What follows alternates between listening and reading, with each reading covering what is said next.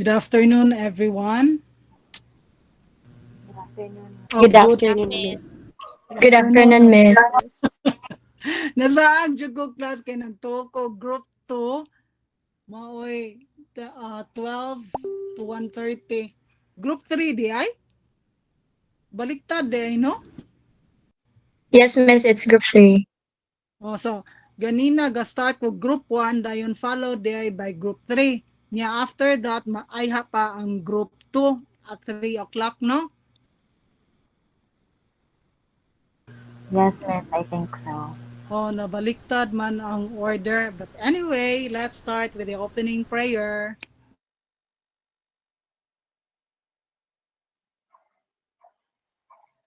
Okay, let us put ourselves in the holy presence of God as we say, Our Heavenly Father, we thank you for the opportunity to begin this day with knowledge and blessings. We ask for your presence within us students and faculty so that each of us may use the fruits you have blessed us with to absorb new wisdom for our growth and success. Grant us the grace to be open minded, dedicated, and participative in all that we do, especially in this class, so we can hone ourselves into becoming the best version that we can be, continuously seeking your will. May you fill us with guidance and patience for today and for all days to come. We ask this in the name of Jesus our Lord. Amen. In the name of the Father, and of the Son, and of the Holy Spirit. Amen. Amen. Okay, thank you, Angela, for that wonderful opening prayer. Good afternoon, everyone. How are you today? Good, miss. Good afternoon, Miss. Good afternoon, Miss. Good afternoon, Miss. Doing good. Doing good. Very okay. That's nice to hear from you. So,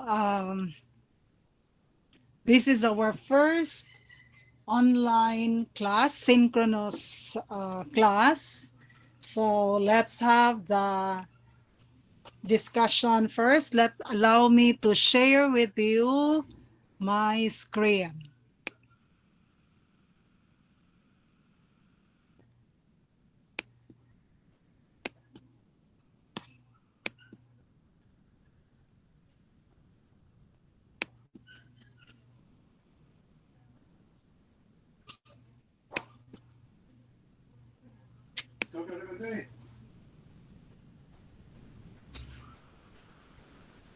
Okay, so I'd like you to read.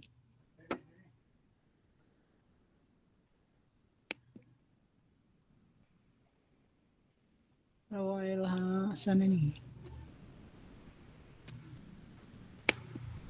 Okay. Can I be heard? Yes, Miss. Okay, read what you see on the screen. Professionalism in the online classroom. Okay, professionalism in the online classroom, teaching and learning in a digital world.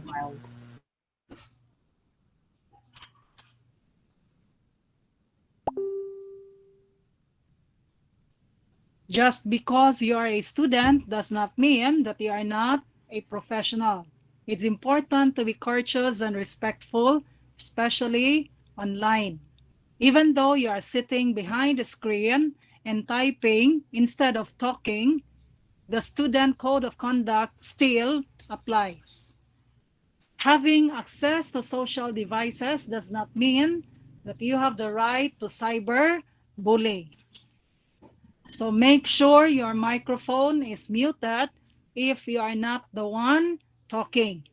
Upload a professional photo of yourself if you don't want to turn on your camera while online discussion is going on.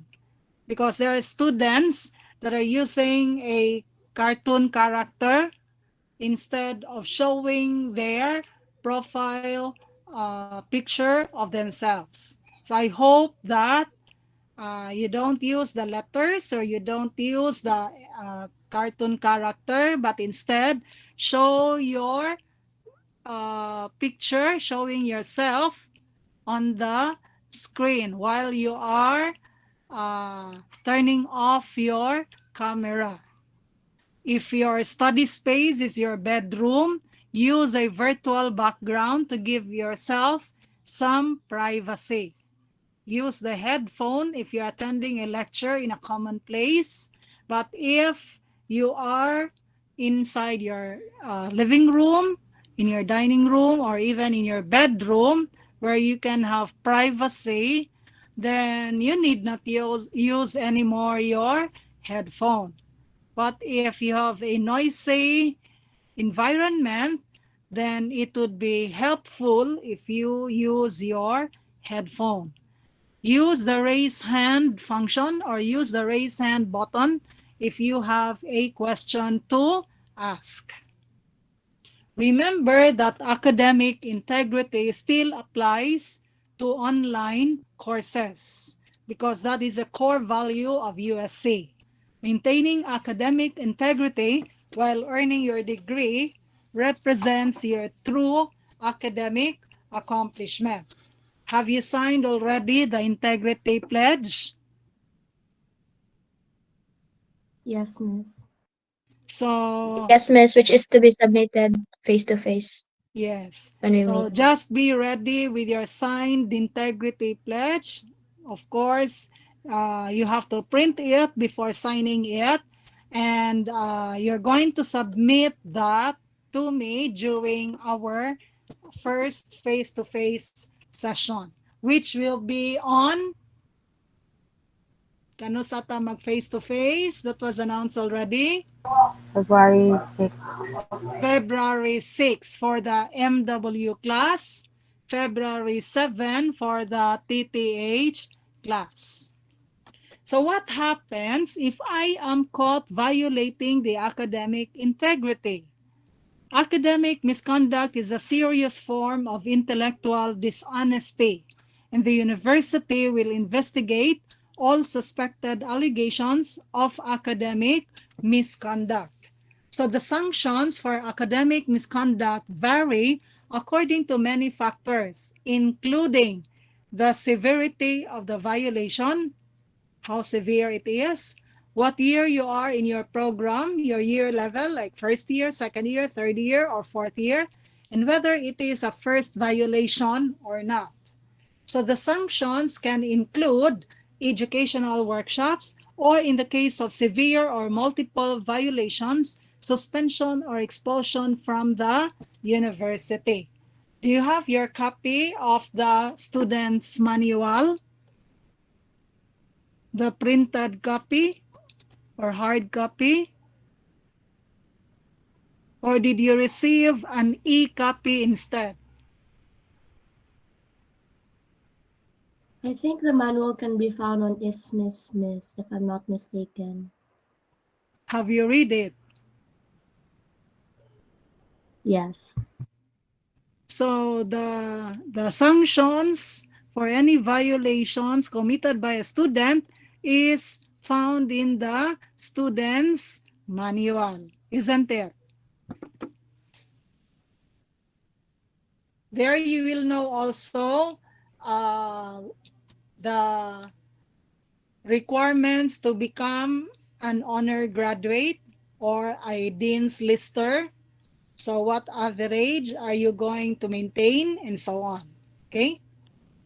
So I hope that you will be able to receive a hard copy of the student's manual that will be given only once during your uh, term as a college student. Usually, sa first sem gyud na ihata. But perhaps by now, you have not received the hard copy yet, isn't it? But some students said that they were provided with an electronic copy. So probably you'll find that sa ISMIS or where else? ISMIS man kaha. Na Yes. I under what icon? Students manual, student task, what?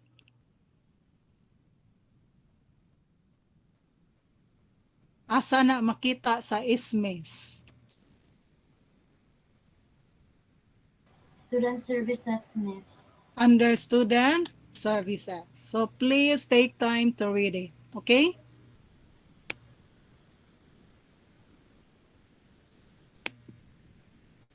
So I will share with you another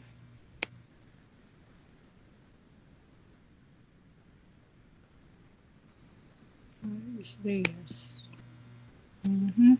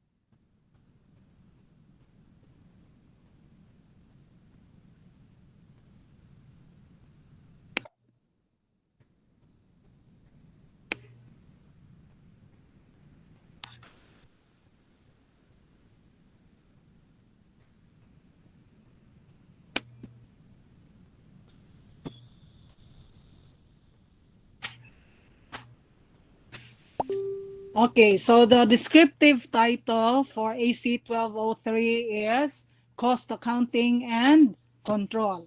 So what is cost accounting? It is a specialized branch of accounting which involves cost classification, cost accumulation, cost assignment, and control of costs used in determining the unit cost and the total cost in product costing as well as in service costing. So cost accounting is actually a branch under management accounting. It focuses on the uh, costing of inventories, which is needed for inventory valuation in financial accounting.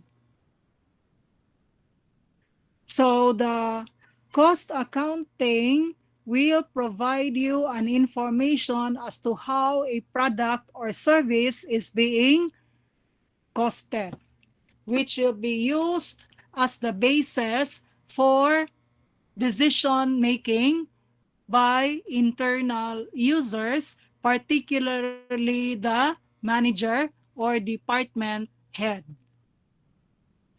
So in an organizational structure, you will find the various position that will be classified as either line position or staff position.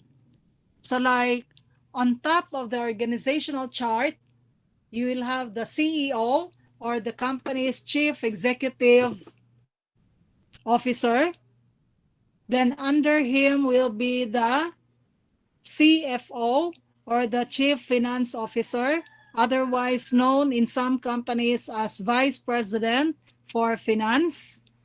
Then we also have another VP for production, or some would call it VP for operations. Some would even call it as the COO, Chief Operating Officer. Then we also have the Chief Information Officer or CIO.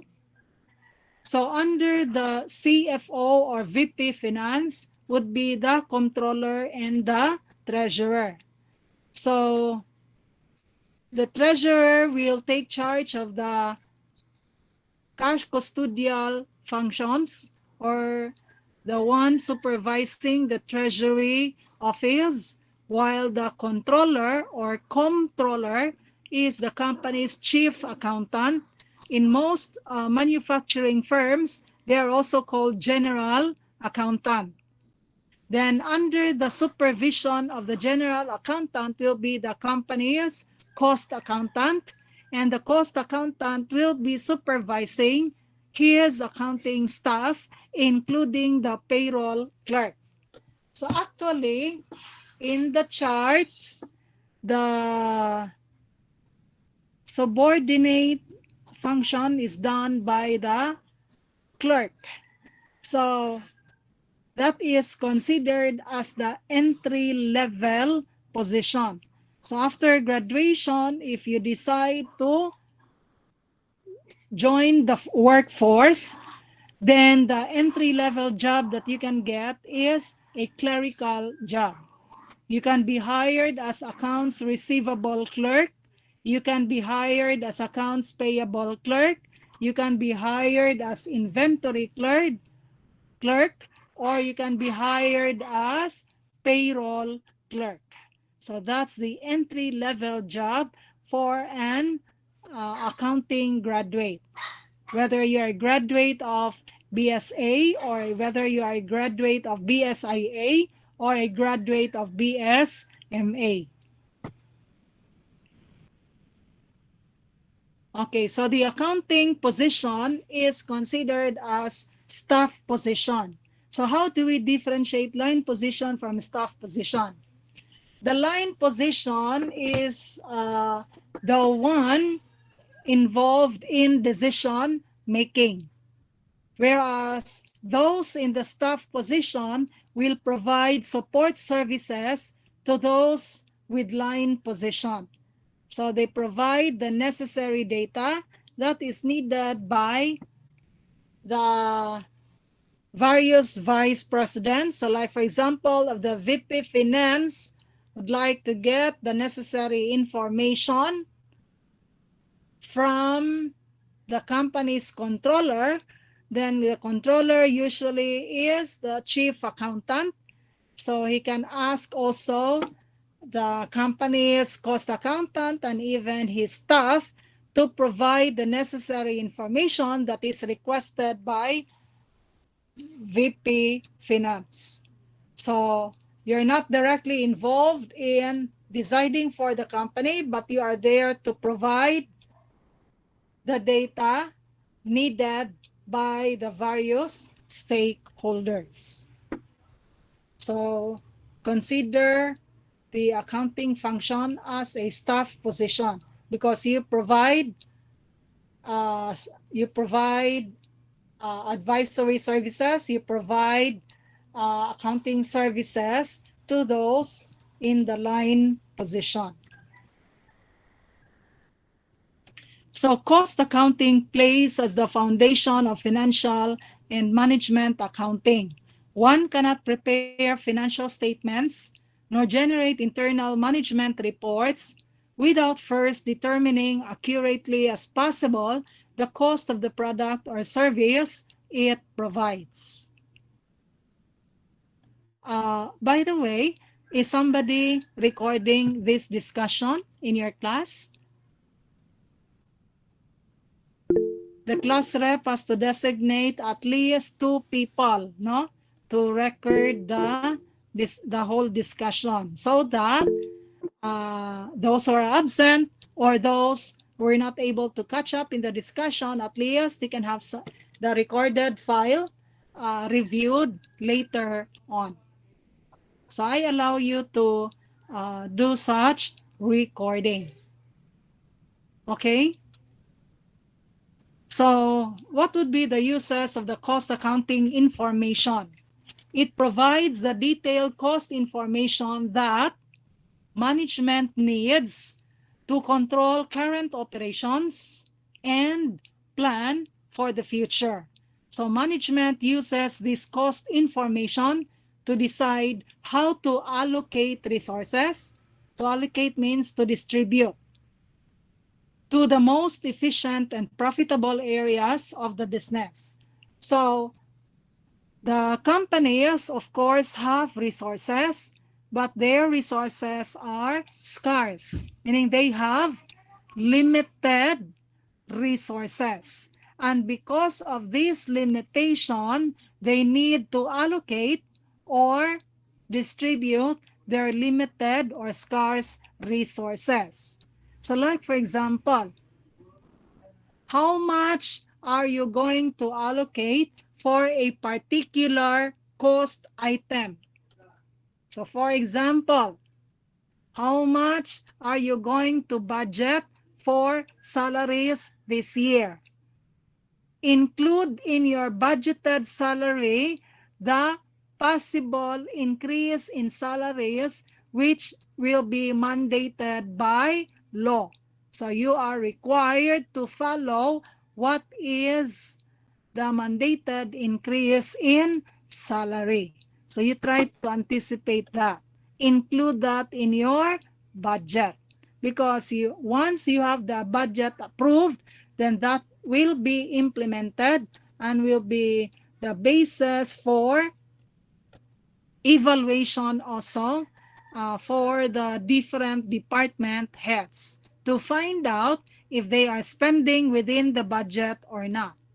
If they spend outside the budget, then they usually have to, they will be asked by their boss to explain or to justify why there is overspending, why they exceed the budget allocation. So the budget formulation is very important because everyone is aware that resources are limited, so we have to allocate it wisely. And besides that, you use it also for planning purposes. Is there a plan to increase the salaries by 10%, by 5%, or any other percentages? How much would be the allowable increase? Shall we just give what is mandated by law? Or shall we give more than what is required, but enough to sustain the economic needs of its employees? Okay. With regards to production, you also have to acquire the raw materials. So what is our budget for raw material purchases? So if we need to buy the raw materials, we need to know also how many units do we need to produce this year. So the production volume should also be estimated. And if you know how many units you're going to produce, then you should know also how many units of raw materials shall be purchased. So that's how important cost information is to the company, particularly the management. What is a cost accounting system? It is an accounting information system, or AIS, or a framework used by firms to estimate the cost of their products or services for profitability analysis, inventory valuation, and cost control. So there are 5 parts of a cost accounting system. Number 1 is the input measurement basis. 2 is the inventory valuation method. 3 is the cost accumulation method. 4 is the cost flow assumption. And number 3 is the capability of recording inventory cost flows at certain intervals. So what is an input measurement basis? The basis of a cost accounting system begins with the type of costs that flow into and through the inventory accounts using either actual costing, normal costing, or standard costing. So how do we differentiate one from the other? So remember, there are 3 elements of production. What are the 3 elements of costs used for producing a product or service? Or what are the 3 elements of production costs? That is mentioned in chapter 1. What are the 3 elements of production?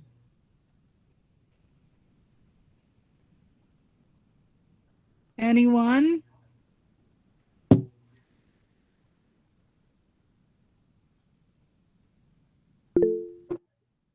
Yes? The three elements of productions are materials, labor, and factory overhead. Correct. That is correct. Okay.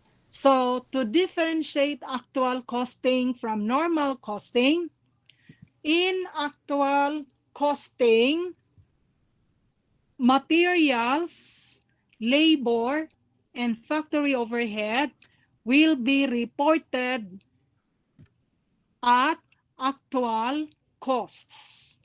The actual cost of materials used, the actual labor cost incurred, and the actual costs of overhead incurred.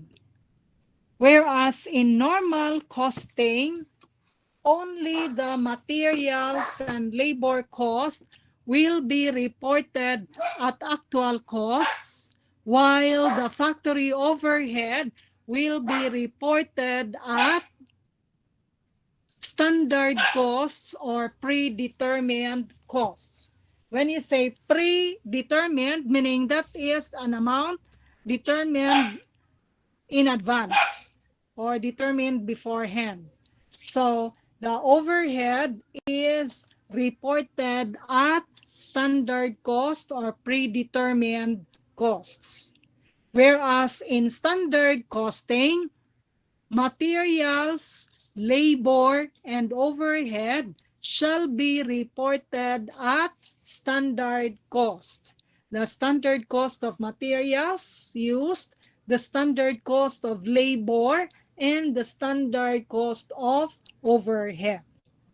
So notice the difference between actual costing, normal costing, or standard costing.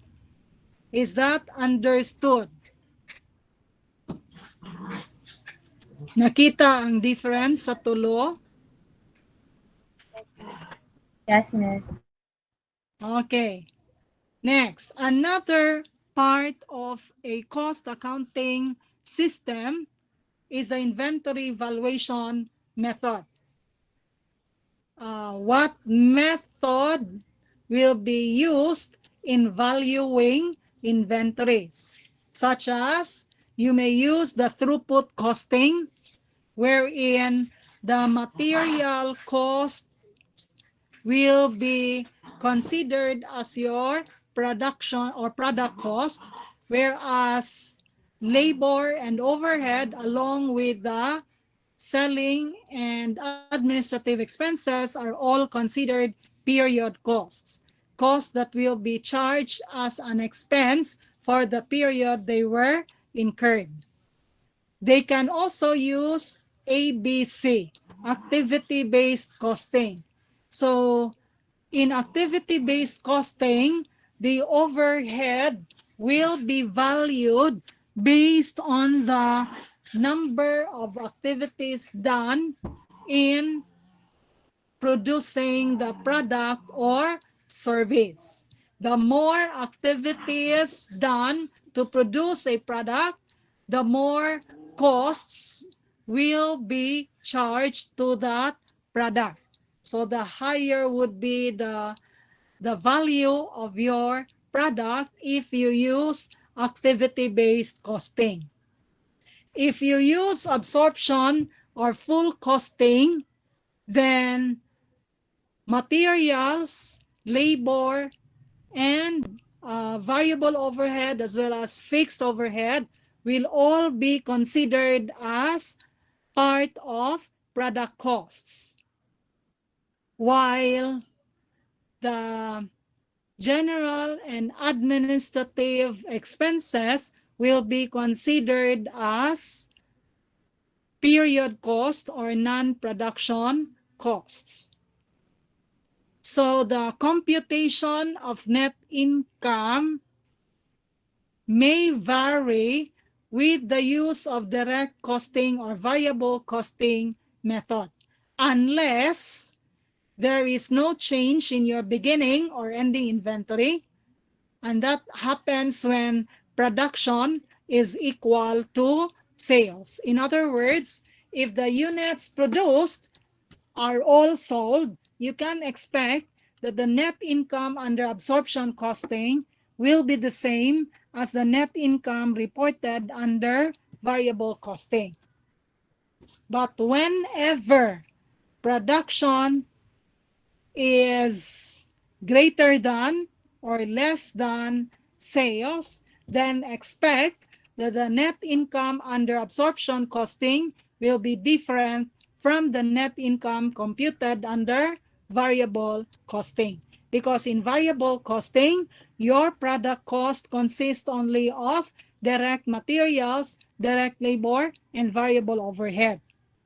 The fixed overhead becomes period cost similar to your general and administrative expenses as well as your selling expenses.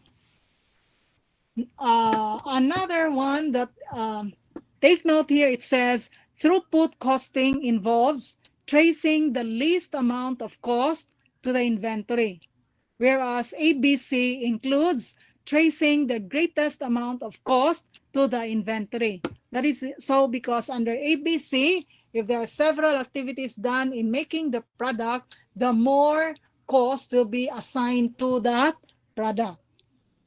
In direct or variable costing, a greater amount of cost is traced than in the throughput costing, but less than the full or absorption costing method. Direct costing and full absorption costing are the traditional methods of inventory valuation, while throughput and ABC methods are relatively new. These inventory valuation methods are very important because they control the manner in which net income is determined. So usually, the accountant is the one who recommends what inventory valuation method shall be used by the company. More so if the owner or the management has no accounting background at all. So they will adapt whatever is recommended by their accountant. So the accountant has to justify also why this inventory valuation method will be used. What benefits do they get out of it? So you have to apply cost-benefit analysis, comparing the costs involved in using such valuation method against the benefits acquired from the use of the valuation method. If the benefits are greater than the cost of using such valuation method, then that valuation method shall be chosen. Okay? So as accountant, you have to explain to the management why it is advantageous to use this particular inventory valuation method. Ingon ana kabigatin ang accountant. But remember, it's not the accountant who decides what method to use. It's management. So, depending on the data supplied by the accounting staff or the company's accountant, that will be the basis for decision making, and the final decision rests with management. So it's wrong to say that it is the accountant who decides. No, it is management who decides. We as accountants are considered only as information providers. We provide the necessary information that will be supplied on a timely basis. What good is the information if the decision has already been made? So, dapat the information should be provided on a timely basis, on a timely manner, no? So that it will be used by management as the basis of their decision. So, maminaw na sila nimo, no? They will ask you to explain why use that particular method of cost accumulation. You justify the use of that method. What is the impact of using that method to the business? What is the advantage? What are the benefits obtained from using such method? So another important part of cost accounting information system is the cost flow. This refers to how costs flow through inventory accounts and not the flow of work or products on a production line. So this distinction is important because the flow of cost is not always the same as the flow of work. The various types of cost flow assumptions include specific identification, like for example, by job or customers order, or you use first in, first out method. Ang unang nasod, may unang mapagawas. Ang unang gisugdan, may unang mahuman. That is the main concept there of first in, first out method. And we also have the so-called weighted average method. So averaging ang gamiton. Then the last part of the cost accounting information system is the recording interval capability. Inventory records can be maintained using either perpetual or a periodic inventory basis. Conceptually, the perpetual inventory method provides a company with the capability of maintaining continuous records of the quantities of inventory and the costs flowing through the inventory accounts. The periodic method, on the other hand, requires counting the quantity of inventory before inventory records can be updated. In the past, manufacturers tended to keep perpetual inventories while retailers used the periodic method. However, today, a variety of modern point of sale or POS devices and dedicated microcomputer software are readily available to provide any company with perpetual inventory capability.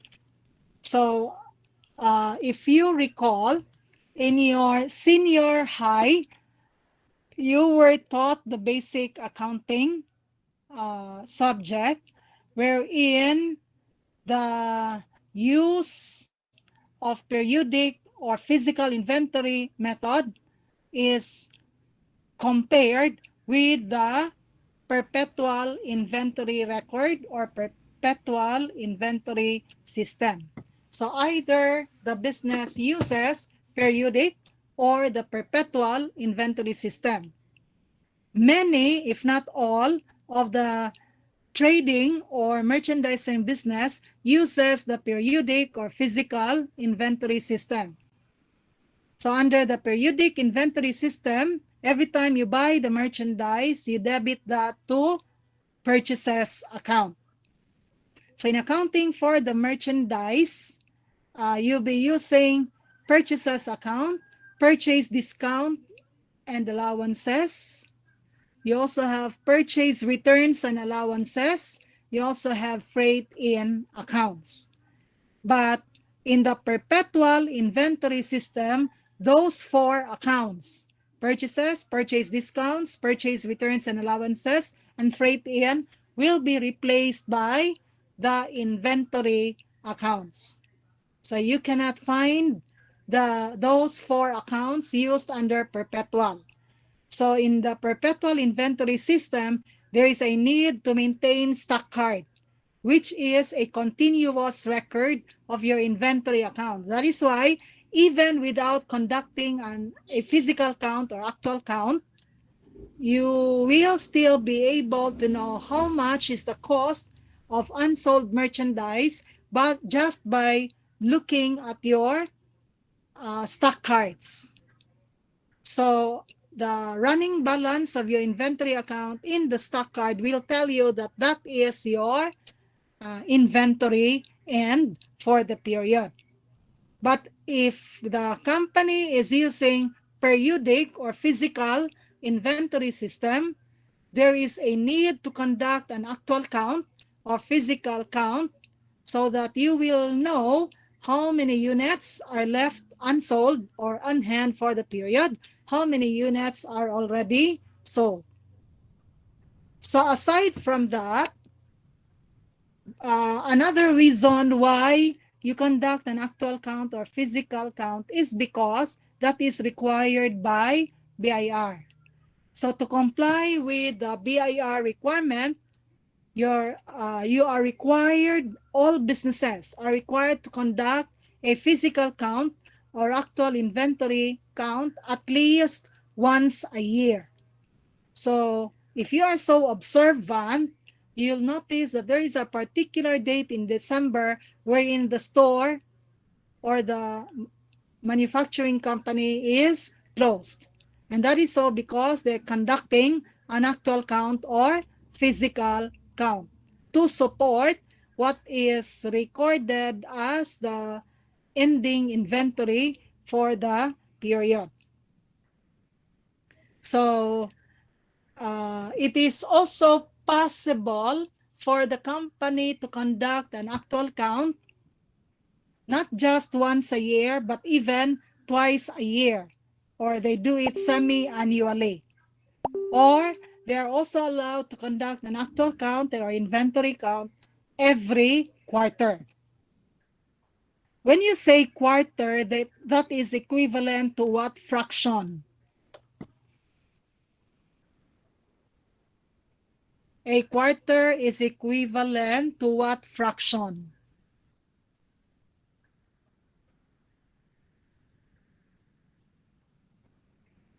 1/4, Miss. Correct, 1/4. And there are 12 months in a year. Therefore, 1/4 of 12 months is 3 months, Miss. 3 months. Therefore, 1/4 is equivalent to 3 months. And how many quarters are there in a year? 4, Miss. 4, correct. There are 4 quarters in a year. So it's possible that inventory count can be done every quarter or 4 times in a year, every after 3 months. So depending upon the company, how often do they conduct a physical count? So whether you use periodic inventory system or whether you use perpetual inventory system, you are still required by BIR to conduct an actual count or in physical inventory count at least once a year. So these are the 5 parts of the cost accounting system that we have just discussed in detail. The input measurement basis, whether you use the actual count, actual costing rather, normal costing or standard costing. Next is inventory valuation method, whether you use throughput costing, direct or variable costing, full or absorption costing, or activity-based costing. And for the cost accumulation method, whether you use job order costing, process costing, or backflush costing, or even hybrid costing. So the first cost accumulation method that we will discuss is job order costing. So that later on you can compare it with process costing, backflush or JIT costing, and hybrid costing. Only backflush costing will not be covered in AC 1203. You will take that up in your strategic cost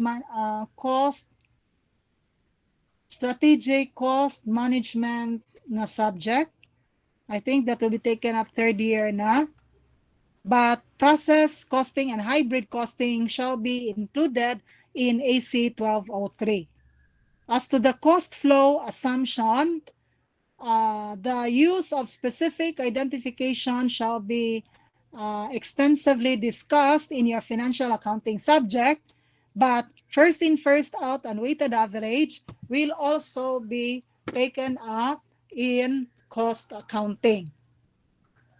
Then recording interval capability, in AC 1203, we shall be dealing with perpetual inventory system more often. Why?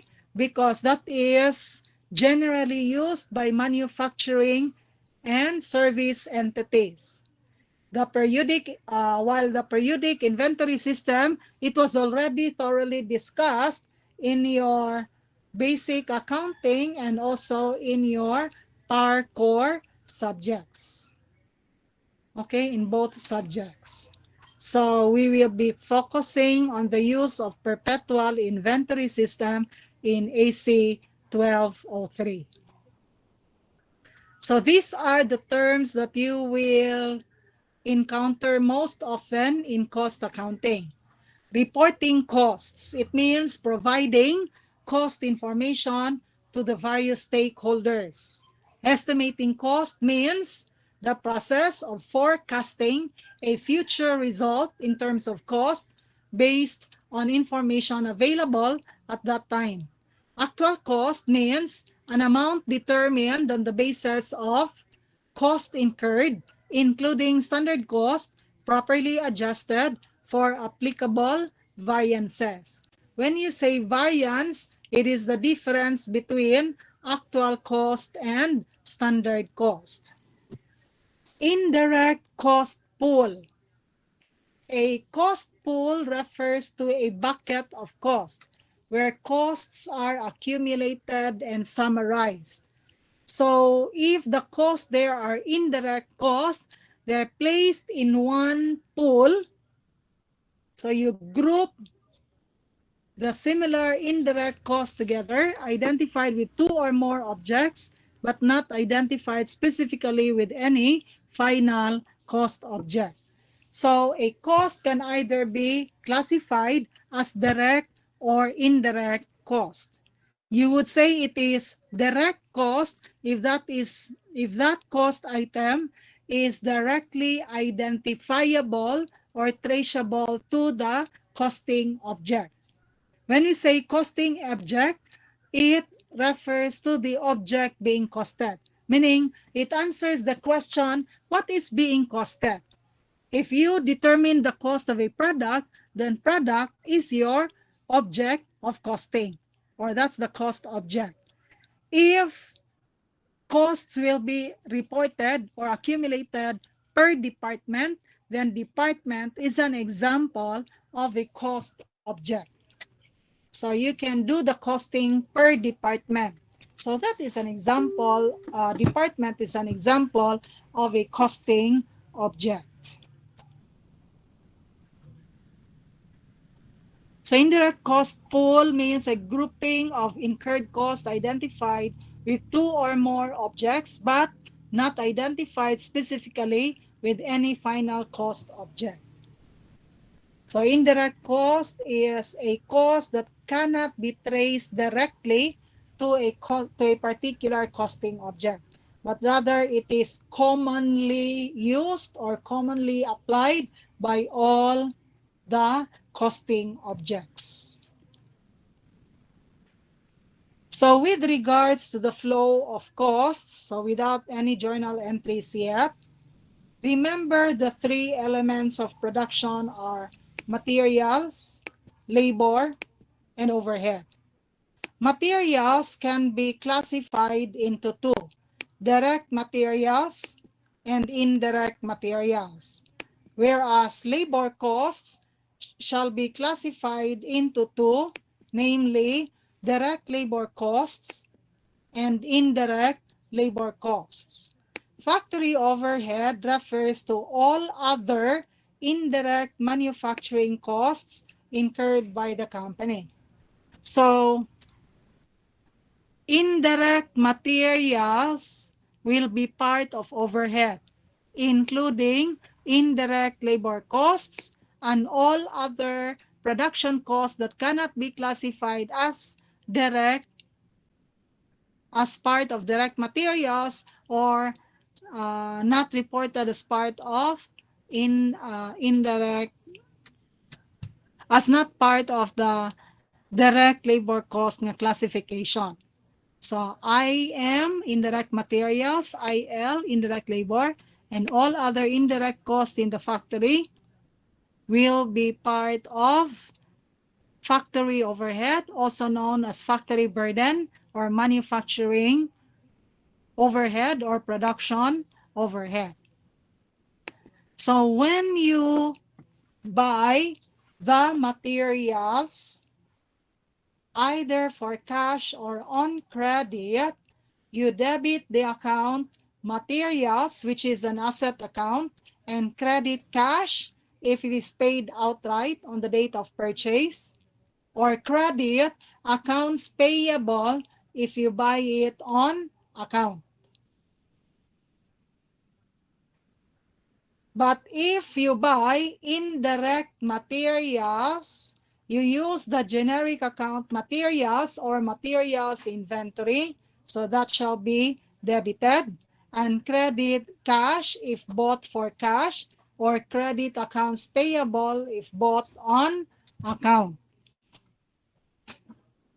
So at the time of purchase, the classification of materials as either direct or indirect is not needed yet. Even though because of familiarity, you know already that the materials you acquired or you have bought is direct material or indirect material, but the purchase of such materials does not require that classification yet. That's why you debit that to materials or materials inventory account. When materials will be issued by the warehouse in charge to the requesting department, then that is the time that you classify the materials as either direct or indirect. You must know what kind of materials had been requested. So if they request for the issuance of direct materials, debit that to work in process account, meaning it is charged to a particular job or customer's order. But if the materials issued are indirect materials, then charge or debit that to FOC account upon issuance. So debit factory overhead control for the cost of indirect materials used or requested, and credit materials. So it's only upon issuance that the materials account will be reduced equal to the used portion or the portion of materials being issued or used. If there is excess of the materials previously issued, kung naay sobra, they have to return it back to the bodega or warehouse. So recording the excess or the return of excess materials back to the warehouse would require you to reverse the previous entry made. So the return shall be recorded as debit to materials and credit to work in process account. For indirect materials, kung may excess that will be returned to the bodega, then of course you simply reverse what was the previous entry made at the time of issuance. So the return of indirect materials to the bodega would result to a debit to debit to materials and credit to FOC or factory overhead control account. Now for the direct labor cost, debit that to work in process and credit that to payroll. if indirect labor cost will be assigned for the period, then you debit that to FOC, factory overhead control account, and credit that to payroll. So for the factory overhead, you debit that to factory overhead control account and credit it to the appropriate account used. Meaning, depending on the uh, nature of the overhead cost being recorded. So for example, you're going to record the depreciation of plant assets or the depreciation of the factory warehouse. So in financial accounting, the entry is debit depreciation expense and credit accumulated depreciation. But in cost accounting, instead of using the controlling account depreciation expense, that will be replaced by the account FOC. So debit factory overhead control and credit accumulated depreciation hyphen factory building or factory equipment. Okay, so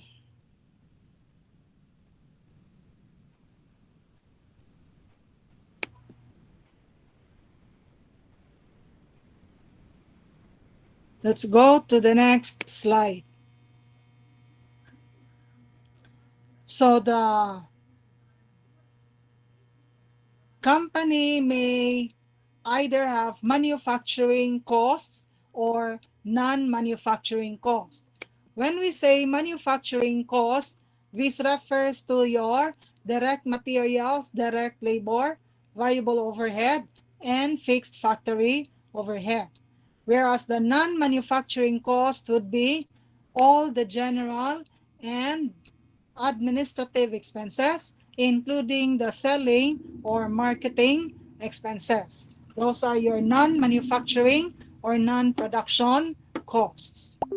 So for materials that can be classified as either direct or indirect materials, but for labor, it is classified further into direct labor and indirect labor costs.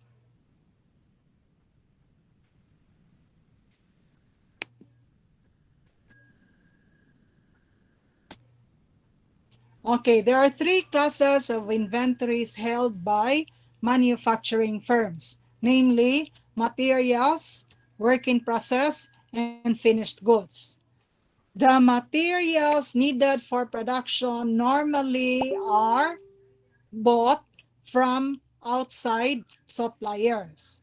But there is also a possibility that the materials needed for production will be taken from the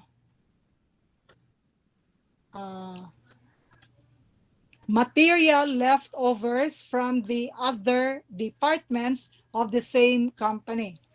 So like they were able to produce scrap materials which can also be used as raw material in the making of another finished product.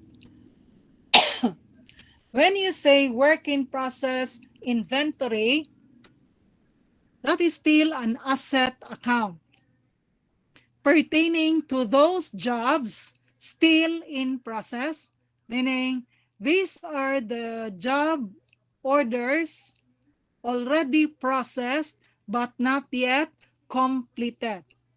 So if not yet completed, they are still in progress. They are still in process. So if the product is considered complete by a certain percentage lower than 100%, then that is still considered a work in process inventory. So like for example, if you say this job is 100% complete as to materials, but 80% complete as to labor and overhead. So kay di pa man 100% complete in terms of labor and overhead, then that is still considered part of work in process inventory.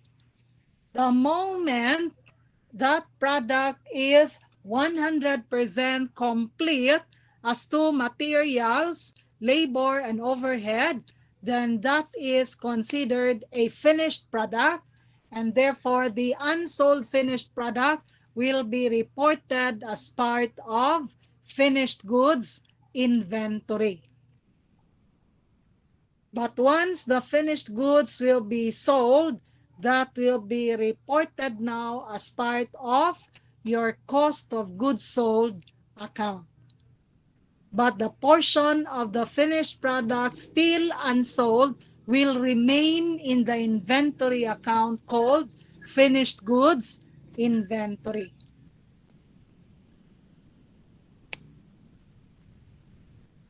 Okay, so raw materials are the unprocessed materials that have not been converted yet or have not undertaken the conversion process. They are extracted from minerals or produced from natural or chemically created substances. Example would be crude oil and wood or lumber. The materials that become part of a certain manufactured product and can readily be traced or identified with that product are called direct materials. So examples of direct materials are those that would be used in the making of furniture is lumber. So lumber is considered a direct material in making furniture. Another example of direct material would be the natural and synthetic rubber used in making tires. Fabric is also a direct material in producing the clothing material. Iron ore is another example of a direct material used in the production of steel products. So most of these materials identified as direct materials are visible to the naked eye. You can readily see it in the product. So what are indirect materials? Those are the materials needed to complete a product, but the use of which is so minimal or so complex that treating them as direct materials is futile. They may become an integral part of the finished product, but tracing it into the product involves great cost and inconvenience. Or those materials and supplies whose costs are relatively insignificant, making it not cost effective to trace them to specific products, are considered indirect materials. So examples of indirect materials are glue, nails, sandpaper used in sanding furniture, rivets, the lubricants used on machinery, and other items for general factory use. Sometimes you cannot see the glue in the finished product. And sometimes you can hardly see the nails used in the finished product. Although in the furnitures and tables, there are instances that the nails are visible. But the use of the nails is not so many, no? So that is why we consider the cost of nails as indirect material cost. So how do we differentiate direct labor from indirect labor costs? Only labor cost involved in the hands-on production of goods and services, which are directly traceable to the finished product, is considered as product cost called direct labor. So the distinction between direct and indirect labor is important because it helps to determine accurate product cost, to measure efficiency of performance, to minimize error in overhead allocation, and to ensure better cost analysis for decision making and control. So what are the examples of indirect labor costs? We have labor employed as supervisors, repair workmen, inspectors, maintenance workers such as workshop cleaner and mechanics, etc. Wages paid to those engaged in purchasing, stores, factory office, timekeeping, canteen, and so on. So in other words, the cost of indirect labor is not traceable, not directly traceable to the finished product. So like in the making of tables and chairs, only the carpenter's wages are considered as direct labor cost because carpenters are the one directly involved in the making of the furniture. That is why their salaries are said to be part of direct labor costs.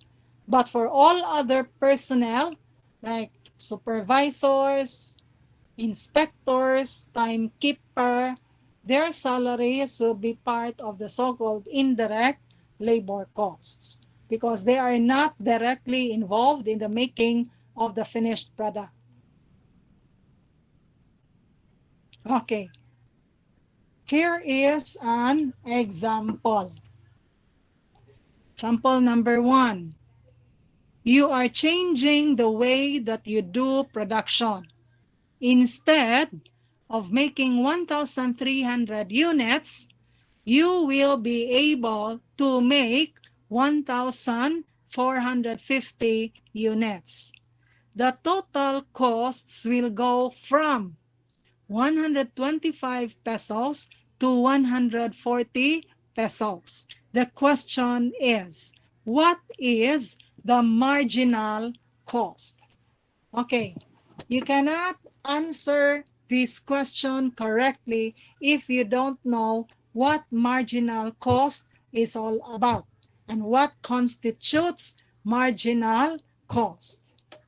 So in chapter 1, you will find there the different ways of classifying costs. You can classify costs in terms of how it is to be reported, whether it is a production cost or non-production cost, based on the relevance of such costs. So we have relevant cost against the irrelevant cost. We also have other ways of classifying it, like classifying it in terms of its effect on the inventory levels, whether it will be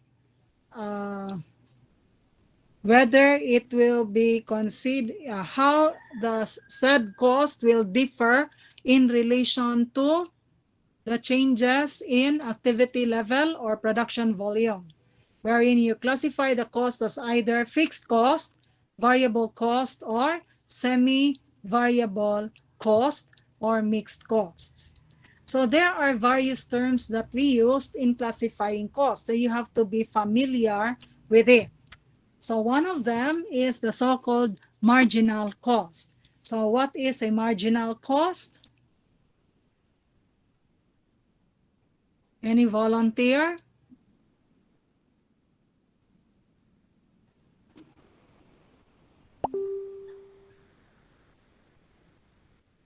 What is a marginal cost? Yes?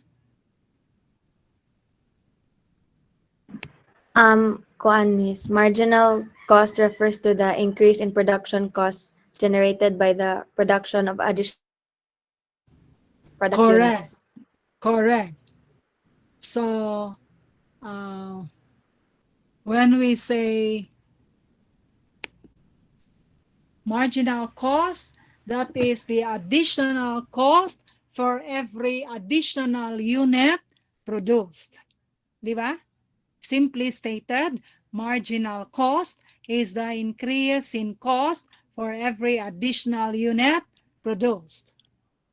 What is the additional units produced? In sample number 1. 150 units.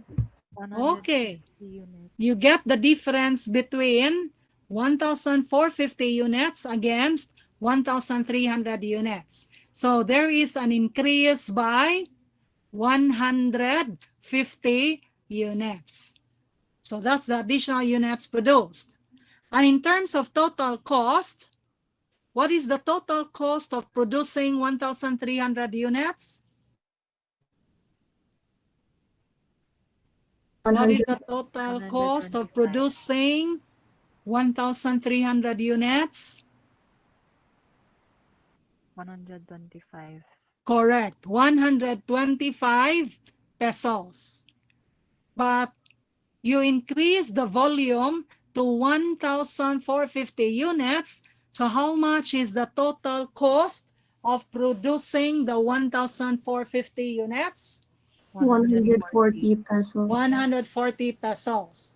So the increase by 150 units involve an increase in total cost by how much?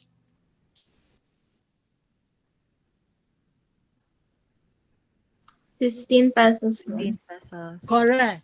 You get the difference between 140 pesos and 125 pesos. So there is an increase in total cost by 15. And dividing 15 pesos by the increase in units of 150 units, you'll get, 0.10 pesos, miss. okay, you don't call it 0.10 pesos, but you call it 10 10 centavos, miss. centavos. So the answer is letter D. D. The marginal cost is 10 centavos per unit. That's the increase in the total cost for every increase in units, for every increase in the unit produced. So is that understood now? Yes, miss. Do you Yes, understand what's the meaning of marginal cost?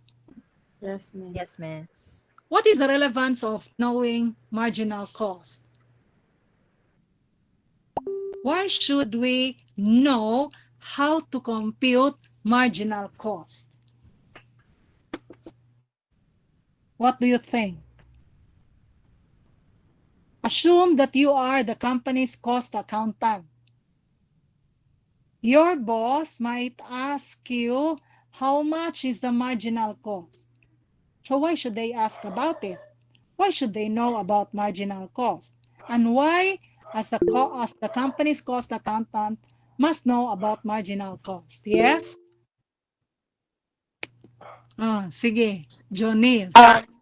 Miss, I believe that the purpose of analyzing marginal cost is to determine at what point an organization or the company can achieve economies of scale to optimize the production or the overall operations, miss. So, as an accountant, it is the marginal cost of producing one additional unit to analyze if it's lower than the per unit price. So, therefore, the producer has the potential or the company has the potential to gain or to gain a profit, miss. Correct.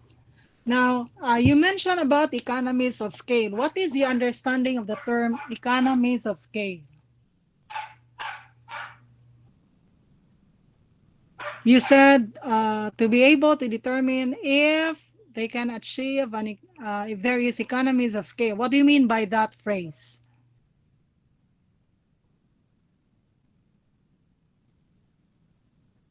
Should I be the one to answer it, Miss, or are you Yeah, asking? because you are the one Okay, Miss. using the So, term.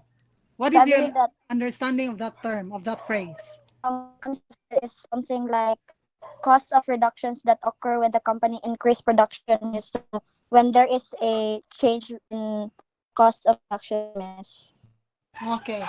Like, uh, if the company can increase the production level without much increase in the production cost, then they can achieve an economies of scale, isn't it?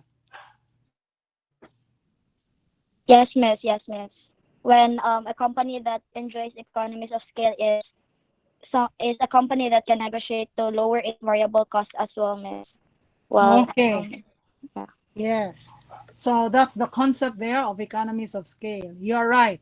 So the management would be interested in knowing if it is safe for them to increase production, if that would mean not much increase in terms of their cost. But if they think that by increasing the volume, it would mean an increase in production cost by so much, so they might decide not to go on with the plan of increasing the production volume. So that is why it is very important for you to know how much is the marginal cost, because that can be used as the basis in deciding whether to increase production or not, whether they achieve the economy of scale or not. So is that understood? Yes, Yes, Miss. Miss. So notice, class, in accounting, it's not just important that you know the what in accounting, that you know how in accounting, meaning the steps or the procedures involved or the mechanics or the process involved, but you should also know the why in accounting. Why is it important to know about marginal cost? Okay? So that is how you should study accounting. We're not only particular with the what, we also concerned with the why and the how in accounting. Even the when in accounting is very important. Time is of the essence in accounting. We cannot afford any delays because in our line in this profession, in the accounting profession, we are uh, given a lot of pressures. We have to meet the deadlines, no? Deadline for the submission of your financial statements, deadline for the submission of the required reports demanded by your boss or by your management. So even as a student, your activities are time bounded. There's a limit for that. That's why the teacher set a deadline as to when you're supposed to submit your portfolio, when are you going to submit your assignment, when are you going to submit your quiz or mastery test. So you should learn how to work under time pressure. That is part of your training in the undergrad. And that is precisely the reason why teachers in other departments, especially sa College of Arts and Sciences, they are happy if the section assigned to them are composed of the BSA and BSMA students. Why? Because they know that there are many BSA and BSMA students who are so competent, who are ready to participate in the class discussion, who are ready at all times to face the challenge and comply with the requirements set by their teachers, no? So lahi gyud ang ilang perspective when it comes to handling the BSA or BSMA students. They're happy to have you as their students. Are you aware of that?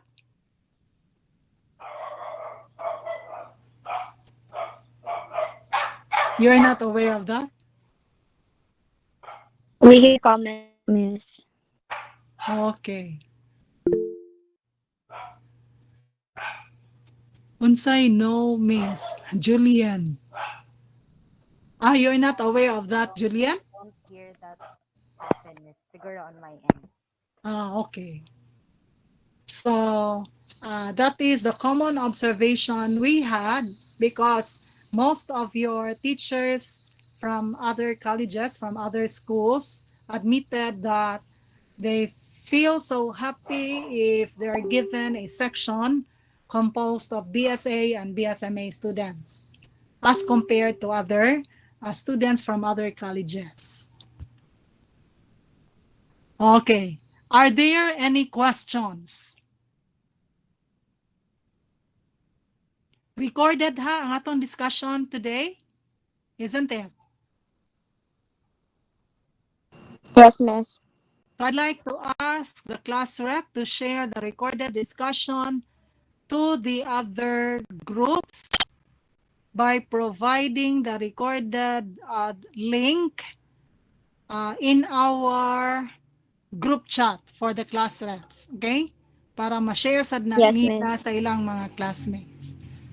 Okay, any questions, clarifications, suggestion? Yes, Julian? Good afternoon, Miss. Miss, I Mm. actually have a question regarding our face-to-face setup Mm. in the coming weeks. Will you allow us to bring our gadgets, Miss, for note-taking during your class? Yes, it's a must that you should bring with you your laptop or your uh, mobile phone. Pero mas maayo ang laptop. Why? Because this time kay mas greater man gud ang percentage sa face-to-face compared to online classes. So in my end, I would like to give the quizzes, the seat work, the mastery tests on site. So in the classroom, you will not take the exam at home anymore. You will take the graded quizzes, seat work inside the classroom.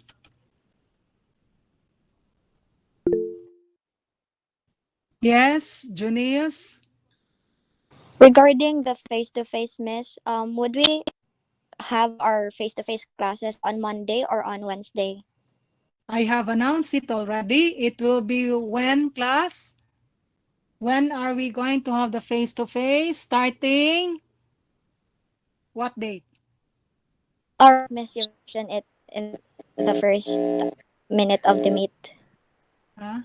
When lagi? There's a specific Feb date. Kano sa ta mag Feb face-to-face 6 ugod? for Feb 6 for Monday, Wednesday, and Feb 7 for TTH. I stand Yeah. corrected, Miss. Thank you. Okay. February 6 for MW class, February 7 for the TTH class. Anything else? Are you excited to see each other? Yes, Miss. Okay. Any other concerns? Mas nindot yuning face-to-face ngano man makita nako ang inyong ang atong interaction na with one another. Atong makita kung malipayon ba og naong, nagmugot ba ang naong, no? Gisapot ba? Naguol ba? Di ba? Makita nato kung nagmata ba o wala. Unlike sa online session nga, di gyud nako makita unsay inyong immediate response, what is your facial expression, if I ask you a question, even pag pangutana dugay kay katubag, kay ang uban nagkaon, kana ang uban kanang doing something else, nag-multitasking, wa na maminaw sa discussion, mauna. O sad nay disadvantage sa online class. Di ba? So, in the same manner nga, naasad mo'y nakita nga bati sa online class. Di ba? Nasad mo'y makita nga nindot sa on-site class later on. In your case, honestly, what is your preference? Online or on-site lang nga class? Face-to-face. On-site classes, miss. Mas mo prefer mo og face-to-face classes kaysa online classes? Yes, miss. I would Why? on my end. Yes, why? I believe that you can focus more, miss, if face to face. Like there are less distractions when you are in the classroom. Correct. Less distraction. Or pwede man sad nga dili less, pwede man sad more distraction sa face-to-face kay magsige magtabi stupad. O di ba ma-distracted sa mga tao nga manglabay sa classroom, di ba? Well, that goes with self-discipline again, miss. Okay, what about the others? Di ba mas magastos kung mag on-site classes? Mukliti pa mo sa katong nagpuyo og layo, no? Mumata pa mo og sayo, mag-ilis pa mo, mag-ready pa mo sa inyong materials, di ba? Musaka pa mo sa atong inyong classroom, pero sa ato di man sa kaunon kay second floor raman, di ba? Room, asa ta nga room? Kibaw mo? Room? Lawa kibaw. GR232. GR232. Second floor, ragyod. As in near the stairs, ragyod. Di ba? Okay, that's all for today. Thank you for joining this session. We will continue next meeting for chapter 1. Then, mag-job order costing dayon ko. Okay? Bye! Janice, you're raising your hand. Yes? Application again. Di ba you said na for Monday, Feb 6 ang starting, then for Tuesday, scads kay 7. Sa face-to-face. Yes, miss. Would you meet us twice a week or Mondays lang for class? We're meeting, our schedule is Monday, Wednesday, man. Oh. Would you meet us twice a week face to face or on Monday lang? For me, as the need arises. So it will be announced in the class. You'll know about it. Now, why did I say as the need arises? Kana bitong ang uban man good ga plano nga for 1 week kay 3 hours per week man tano. Like sa MW class ang uban mag face to face Monday. Yeah, Wednesday mag-online sila synchronous or it can be asynchronous, no? But others also are planning to have like this week face to face, next week online, both synchronous and asynchronous. So i-alternate nila. But in my case, what I have in mind is most of the times mo meet jud ko ninyo face to face. Kung alanganin nga sa atong discussion sa face to face, then pwede rasad ang continuation will be online. Or pwede rasad nga mag face to face gihapon ta for the kanang continuation, no? Then the following week ay pa mag asynchronous. So depende sa pacing sa class. So anyway, it will be announced every meeting. So in my case, do I have to meet you next meeting? Yes, I have to for the continuation of chapter 1. Yes, Jonias? What may klase pa Specific, after this? Kaya no, tingay miss. pa-late na mo. Wala, miss. Sige. Wala. Are you requiring few materials, materials for your class, miss? I, Calculator, specific calculator, internet. again, am I, isa to? Are you requiring materials, school materials for class? Additional Specific materials? calculator.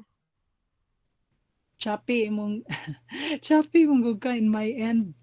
Putol-putol siya. She Sorry. Miss what someone asked ma'am if do you require any materials for face-to-face classes like notebook or is there specifics? None. None. It's up to you. I leave that to you to decide. Pwede raman sad if you have your own book, nakapalit mo sa book, you will notice class na abitay empty or blank pages in your book. Pwede raman good mo write dito, mag-take notes dito. Anyway, what you are going to take down notes are those that are not found in the book. Di ba? And most often, pwede rasad nga ang answers will be found in the book. Or if you find it insufficient, then pwede rasad nga you have your own notebook where you can take down notes that are not found in the textbook. So it's up to you. I don't require it to my students. I leave it to my students to decide kung mupalit ba og notebook o sa dili. It's up to you. College student na good mo, dagko na good mo. I hold you responsible for that to decide. Anything else?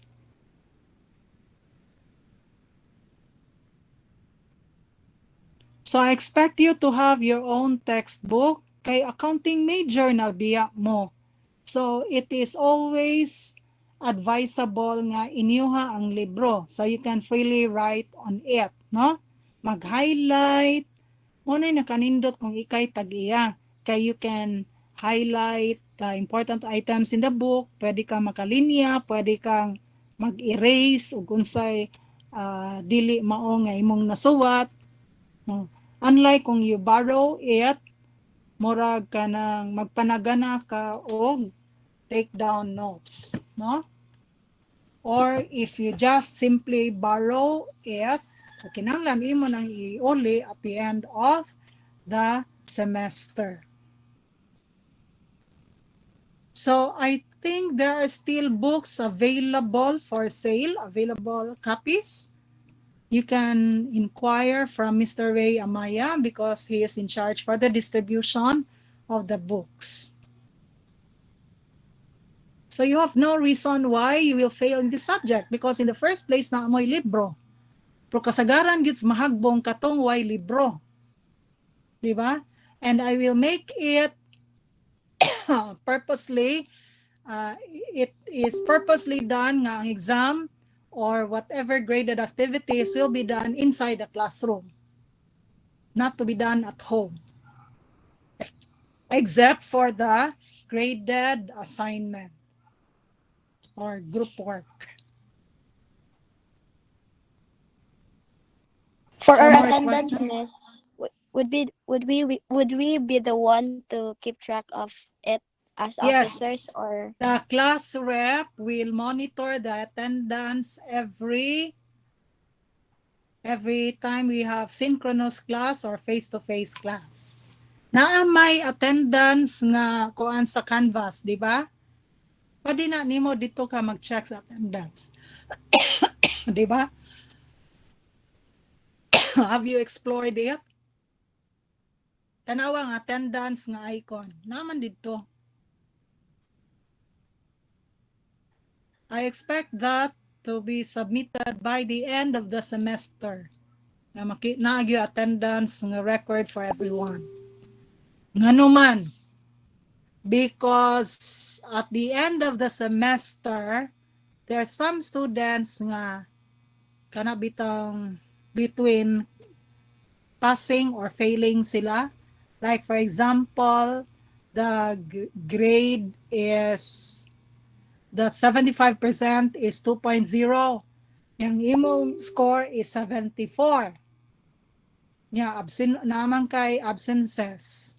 So, I will not, the 74, di na ako i-adjust to 2.0 because of your absences. Even with one absence, I will not consider that.